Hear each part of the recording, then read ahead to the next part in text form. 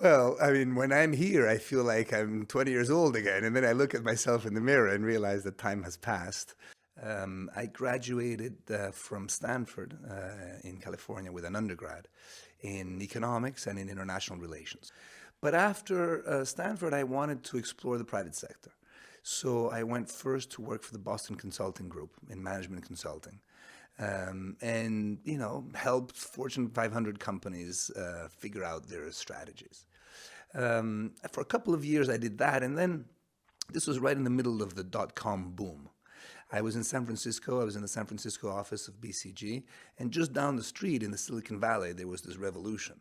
The internet had just began, and it was a very, very exciting period. I was in this relatively corporate, traditional corporate office on the last floor of a skyscraper in San Francisco, wearing a suit and a tie, and everybody else was in shorts and flip-flops down in the valley, innovating and contributing to this revolution. So I thought I should be part of that. So I left the corporate offices of BCG and went down to work for a startup.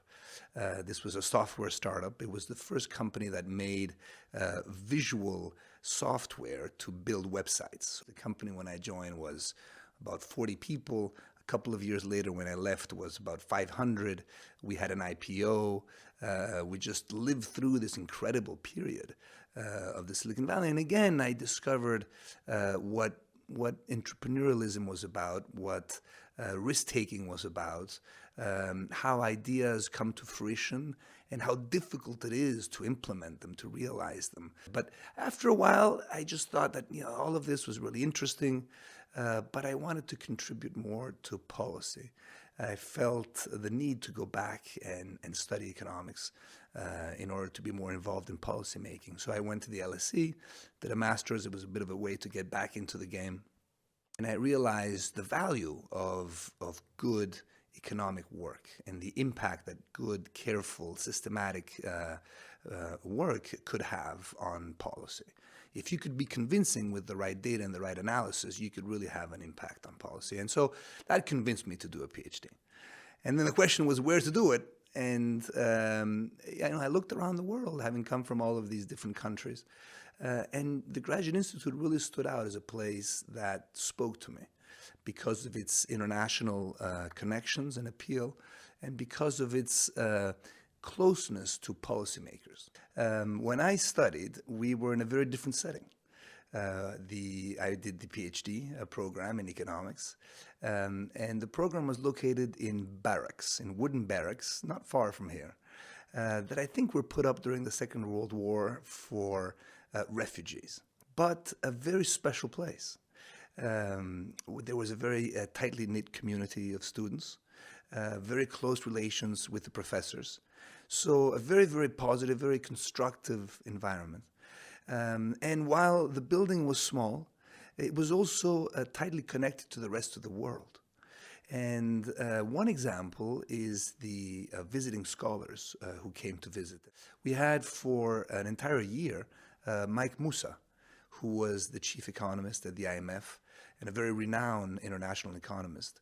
And Mike would just walk through the building every day. He had his office, and he was especially interested to chat with the students. It was tough. He would ask us tough questions, but we were happy. That's why we were there.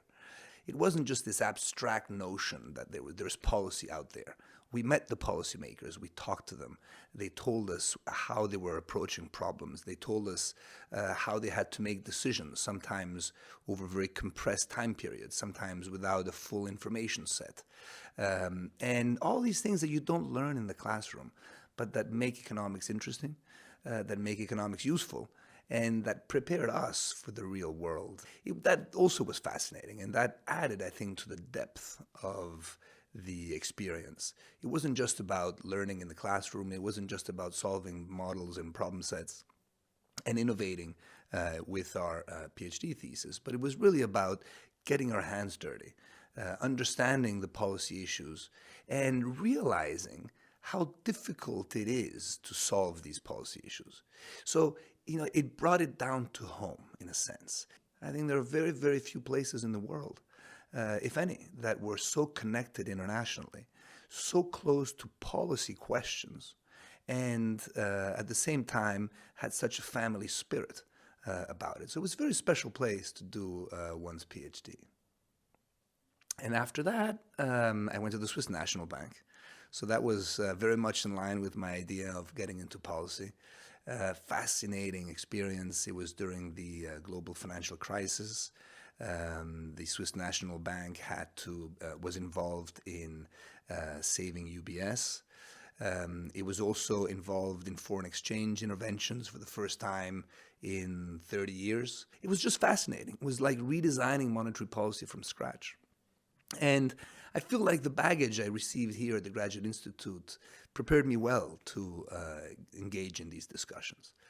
And after a couple of years there, I joined the IMF as a specialist in monetary policy. I had come from the Swiss National Bank, where we had engaged in a lot of new, unconventional, so-called unconventional monetary policies. The IMF was coming from a period of downsizing. The world looked like it was going to be stable forever. And of course, that never happens. And of course, the global financial crisis came about, and the expertise in monetary policy was relatively thin at that time at the IMF. So I was hired to bring in expertise on unconventional monetary policies. Very, very interesting time. I worked several years in the field of monetary policy. It also included communications. How do you communicate to your public as a central bank and explain these policies that might seem a little surprising? After a while, I went into central bank operations to diversify a little bit. And that work, too, led me to travel the world and work with countries from the very advanced to the very developing. Every country having a different context, different objectives, different capacities. So fascinating, once again. And then came the fintech revolution. And now that is my area of specialization. So I lead a relatively large team, about 30 people, working on this at the fund, and I coordinate the work across departments at the fund. So fascinating voyage. I'm sure it's not over yet. We'll see what happens next. But I have to say that one of the things I've really appreciated during this time at the IMF is every 2 years being able to come back to the Institute and teach a course to master students. It's been a fantastic experience. First of all, the pleasure of teaching, the pleasure of being back here in Geneva, the pleasure of seeing this institute grow, including physically with this beautiful new building.